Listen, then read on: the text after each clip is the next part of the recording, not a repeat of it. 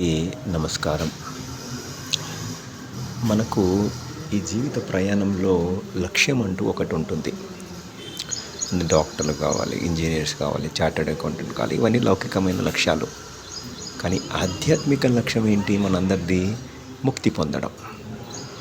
ఆ ముక్తి పొందాలి అంటే దానికి ఒక మార్గము, దానికి ఒక ప్రయాణము, దానికి ఒక వాహనము, దానికి ఒక శాస్త్రము, దానికి ఒక ఆచరణ, ఇవన్నీ కూడా మనకి ఉండాలి.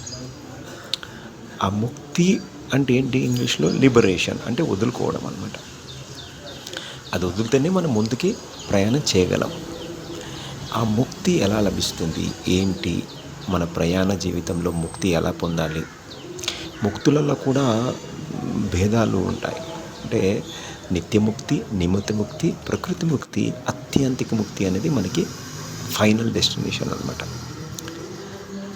ఈ ఫైనల్ డెస్టినేషన్కి చేరాలి అంటే ఈ యొక్క బ్రహ్మ సృష్టించిన బ్రహ్మాండంలో మనకి అద్భుతమైన కార్యరచన చేయడం జరిగింది భగవంతుడు. భగవంతుడు భక్తుడికి ఎంత అద్భుతమైన కార్యరచన చేసి ఈ బ్రహ్మాండాన్ని సృష్టించి అద్భుతమైన బ్రహ్మ విద్య నేర్పే ఒక గురుకుల పాఠశాలని ఈ బ్రహ్మాండాలుగా మనకి ఆవిర్భవించడం జరిగిందనమాట. అందులో ప్రయాణంగా మనము ముక్తి, అత్యంతిక ముక్తి ఎలా వెళ్ళాలి, ఎలా చేరుకోవాలన్నది మనం ఈ యొక్క గురు పౌర్ణమి రోజు తెలుసుకుందాం. జై స్వామినారాయణ భగవానికి జై, అక్షర పురుషోత్తम महाराज की जय, गुणातीतानंद स्वामी महाराज की जय, भगत जी महाराज की जय, शास्त्री जी महाराज की जय, योगी जी महाराज की जय, प्रमुख स्वामी महाराज की जय, प्रसिद्ध प्रकट गुरु हरि महंत स्वामी महाराज की जय जय जय जय जय. గురు పూర్ణిమ సందర్భంగా అద్భుతంగా గురుభక్తి విషయాలని మనం కొన్ని తెలుసుకుందాము. గురు బ్రహ్మ గురు విష్ణు గురుదేవో మహేశ్వర గురు సాక్షాత్ పరబ్రహ్మ తస్మాత్ శ్రీ గురువే నమః. గురు బ్రహ్మ ఈ బ్రహ్మాండ రచనలో భాగంగా బ్రహ్మదేవుడు 84 లక్షల శరీరాలని తయారు చేస్తూ ఉంటాడు. అందులో పంచభూతాలలో తిరుగుతూ, చెట్లలో తిరుగుతూ, ఈ వసుదేవ కుటుంబంలో తిరుగుతూ మానవ శరీరానికి వస్తుంది. ఈ యొక్క 84 శరీరాలలో సమస్త శరీరాలలో కనుక మనం దివ్యభావంతో కనుక మనం చూడగలిగితే ఆ పరబ్రహ్మ దారి మార్గంలో పరబ్రహ్మని చేరుకునే ప్రయాణ మార్గంలో బ్రహ్మదేవుడు మనకి NOC certificate, no objection certificate, ఉత్తీర్ణత సర్టిఫికేట్ ఇచ్చేసి, కండక్ట్ సర్టిఫికేట్ ఇచ్చేసి విష్ణుధామంకి చేరుస్తాడు. గురు బ్రహ్మ గురు విష్ణు. విష్ణువు భగవంతుడు కార్యానికి సంకేతం, అంటే మన సమర్థ కార్యక్రమాలకి సంకేతం. మన జీవితం ఆరంభమైనప్పటి నుంచి అంతమయ్యే వరకు చేస్తున్న ప్రతి కార్యక్రమంలో దివ్యంగా చూడగలిగితే అప్పుడు విష్ణు భగవంతుని ప్రసన్నత మనం ప్రాప్తి కలిగి ఈ పరబ్రహ్మ దగ్గరికి చేరుకునే ప్రయాణ మార్గంలో మనము విష్ణు భగవంతుని దగ్గర సర్టిఫికేట్ పుచ్చుకునే అవకాశం ఉంది. ఎన్ఓసి సర్టిఫికేట్, ఉత్తీర్ణత సర్టిఫికేట్, కండక్ట్ సర్టిఫికేట్.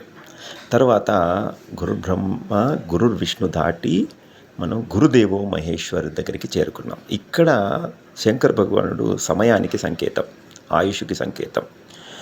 ఆ శంకరుడు భగవంతుడు ప్రసాద రూపంలో ఇచ్చిన ఈ యొక్క ఆయుష్లో జననం నుంచి మరణం వరకు ప్రతి సెకండ్లో దివ్యం కనుక చూడగలిగితే ఇప్పుడు ఆ శంకర భగవంతుడి ప్రసన్నత పొంది పరబ్రహ్మ ధామానికి చేరుకునే ప్రయాణ మార్గంలో శంకర్ భగవంతుడి దగ్గర నుంచి కూడా మనం ఎన్ఓసి సర్టిఫికేట్, ఉత్తీర్ణత సర్టిఫికేట్ తీసుకునే ప్రాప్తి కలుగుతుంది. ఇటు శరీరము, అటు కార్యము మరియు సమయములో ఈ మూడిట్లలో దివ్యం చూస్తేనే గురు బ్రహ్మ గురు విష్ణు గురుదేవో మహేశ్వరుడు దాటి గురు సాక్షాత్ పరబ్రహ్మ ధామానికి చేరుకునే అవకాశం ఉంటుందన్నమాట ఈ జీవితంలోనే. అయితే దీనికి మన పురుషార్థాలు ఏంటి? ధర్మ, అర్థ, కామ, మోక్ష. ఈ 4వదే మోక్ష.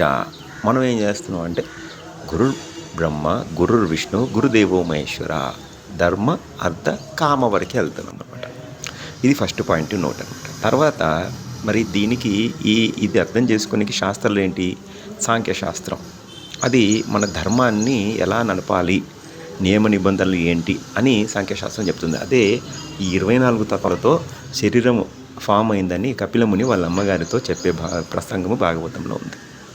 అందులో 24 తత్వాలతో ఫామ్ అయిన ఈ బాడీ 24 క్యారెట్ల బంగారం లాగా ఉండాలి. అప్పుడు ఏమవుతుందంటే ఇంకా అది శుద్ధ చైతన్య ఆత్మస్వరూపంగా వస్తుంది. ఎందుకంటే 24 క్యారెట్లతో ఏ ఆర్నమెంట్ చేయలేడు, అంటే ఏ బాడీ రాదు. మరి బాడీ లేని స్థితియే, బాడీ ఉంటూ నేను ఇది కాదు అన్న స్థితియే ఆత్మ. అప్పుడు ఆ ఫస్ట్ స్టెప్ క్వాలిఫై అయ్యి బ్రహ్మధామం నుంచి విష్ణుధామానికి వస్తాడనమాట.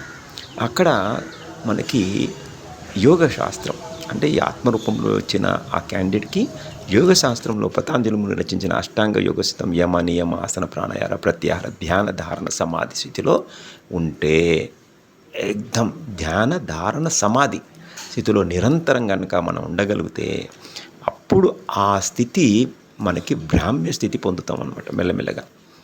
అప్పుడు ఈ మనసు అనే దాంట్లో భావనలు ఉత్పన్నం కాకుండా స్థితి ఉంటుంది.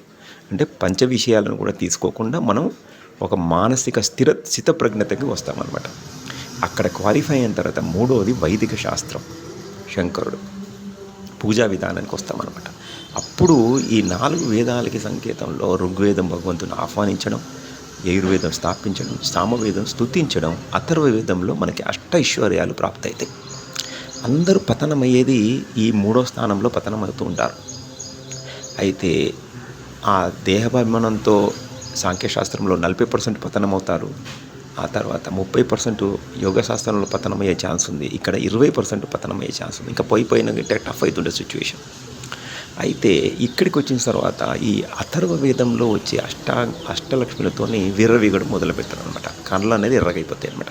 ధనలక్ష్మి, ధాన్యలక్ష్మి, సంతానలక్ష్మి, విద్యాలక్ష్మి, విజయలక్ష్మి, ఆదిలక్ష్మి, ధైర్యలక్ష్మి, సంతానలక్ష్మి, వీటితో ఏంటంటే నేను, నాది, నా వాళ్ళు అన్న గీత గీసుకొని ఉండిపోతాం అనమాట. ఇంకా ముందుకు సాగరు అనమాట. అలా దాటిన వాడు ఒక 10% మాత్రమే ఇంకొంచెం ముందుకెళ్ళి పంచరాత్ర శాస్త్రానికి చేరతారనమాట. ఇక్కడ టఫెస్ట్ సిచ్యువేషన్ ఏంటంటే భగవంతుడు సంపూర్ణ స్వరూప దర్శనం కలుగుతుంది అనమాట. ఇందు లేడు, అందు లేడు, భగవంతుడు లేడు, అన్నిట్లలో ఉన్నాడు, అన్నిట్లలో లేడు అన్న స్థితికి మనం వస్తామన్నమాట.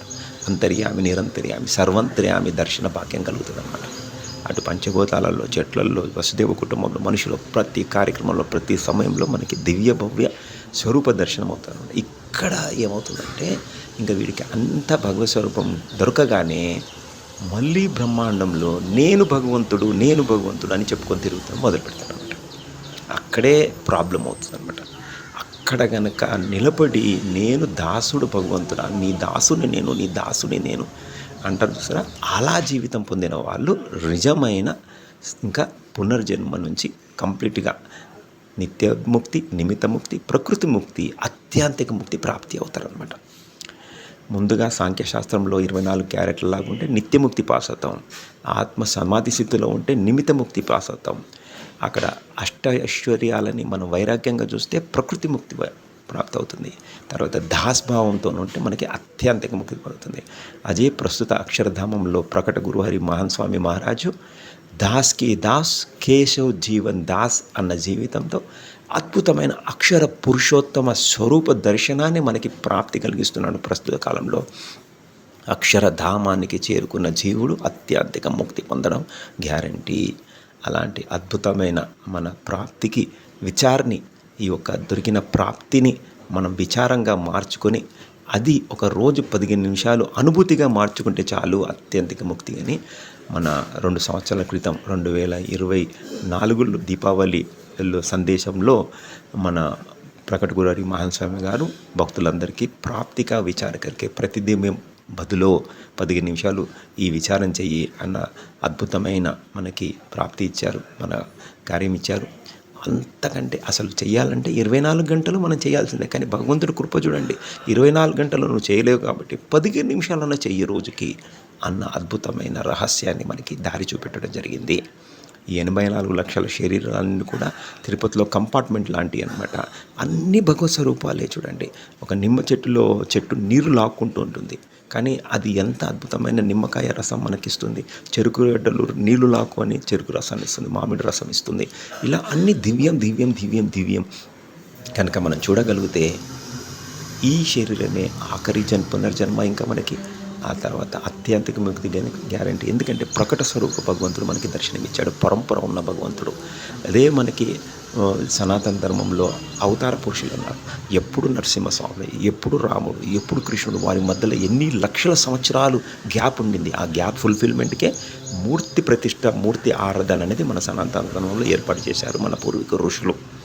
అలా ప్రకట భగవంతుడు దుర్లభం దొరకడం. కానీ ప్రస్తుత అక్షరధామంలో మనకి నిరంతరం ప్రకట భగవంతుడి దర్శన ప్రాప్తి కలుగుతుంది. ఇంత అద్భుతమైన అక్షరధామ మందిరాలు ప్రపంచంలో మూలన రానుంటాయి. వచ్చే కాలంలో సికింద్రాబాద్, హైదరాబాద్లో ఉన్న భక్తులందరూ కూడా దయచేసి ఈ యొక్క రసూల్పుర మందిరం అక్షరధామానికి ఈ జన్మలోనే ఆఖరి పునర్జన్మ కావాలి అంటే అడుగు పెట్టడం చాలా చాలా అవసరము. ప్రతి ఆదివారం సాయంకాలం 5:30 నుంచి 7:30 వరకు సత్సంగం ఉంటుంది. బ్రహ్మ విద్య సత్సంగం 7:30కి హారతి, తర్వాత భోజన ప్రసాదం ఉంటుంది. ప్రతిరోజు ఉదయం 7 గంటలకి, సాయంకాలం 7 గంటలకి హారతి ఉంటుంది. ఇవి మరియు ప్రతి పండుగ కూడా అద్భుతంగా జరుపుకుంటూ ఉంటారు. ఈ యొక్క సదవకాశాన్ని అందరూ ఉపయోగించుకొని అక్షరధామంలో ఒక్కసారి అడుగుపెట్టి ఆ ఒక స్పర్శ కనుక మనం చేయగలిగితే అద్భుతమైన ఆనంద స్థితిలో ఉండొచ్చు. లాస్ట్గా ఒక చిన్న మూల రహస్యం. మన శరీరంలో ఎన్నో అంగాలు ఉన్నాయి. అది అంత సైలెంట్గా పనిచేసుకుంటుంటాయి. ఆ ఒక్క బబుల్, ఇదంతా శరీరం అంతా ఒక బబుల్ లాంటిది. అలాగే మన ఆకాశం, మన చర్మం పైనుంచి ఆకాశ పొర, లాస్ట్కి గాలి పొర ఉందో దానిపైన కూడా విశ్వం అంతా ఎంత సైలెంట్గా ఉంది. ఆ సైలెంటు ఎంత విశాలంగా ఉంది. లోపల మనకు అణువు లాంటి ఒక బబుల్ ఉంది. కానీ ఈ చర్మం నుంచి ఆ గాలి పొర వరకు మధ్యలో అంత వాతావరణం మారుతుంది, ఐశ్వర్యం కూడా మారుతుంది, శరీరాలు కూడా మారుతున్నాయి. ఈ మధ్యలో ఉన్నదే మాయా. ఇటు ఆత్మ, అటు పరమాత్మ, మధ్యలో ఉన్నది ఆత్మని విశిష్ట అద్వైత సిద్ధాంతంలో తెలియజేయడం జరిగిందనమాట. ఆ సిద్ధాంతాన్ని ప్రస్తుత కాలంలో మనకి ప్రకట గురువారి మహాన్ స్వామి గారు ఆ పరంపరలో అక్షర పురుషోత్తమ శ్రీజీ మహారాజ్ తర్వాత గుణాతీతానంద స్వామి, తర్వాత భగత్జీ మహారాజ్, శాస్త్రి మహారాజ్, జోగిజీ మహారాజ్, ప్రముఖ స్వామి మహారాజ్, ఇప్పుడు మహాన్ స్వామి మహారాజ్ గారు మనకి ఇచ్చిన ఆ ఒక శాస్త్రం సిద్ధాంతం పేరు అక్షర పురుషోత్తమ సిద్ధాంతం, నవ్య విశిష్ట అద్వైతము. ఇందులో ఆ ఒక జీవుడు ఈశ్వరుడు మాయలో ఉండారు, మాయ బయట అక్షర బ్రహ్మ పరబ్రహ్మ ఉంటారు అన్న తత్వజ్ఞానాన్నిచ్చి అద్భుతమైన ఆ ఒక ప్రస్తుత ప్రకట గురు మహాన్ స్వామి మహారాజు మనకి ప్రకటంగా పరబ్రహ్మ స్వరూపాన్ని మనకి ప్రాప్తి కలిగిస్తున్నారు. శ్రీ స్వామినారాయణ భగవానికి జై.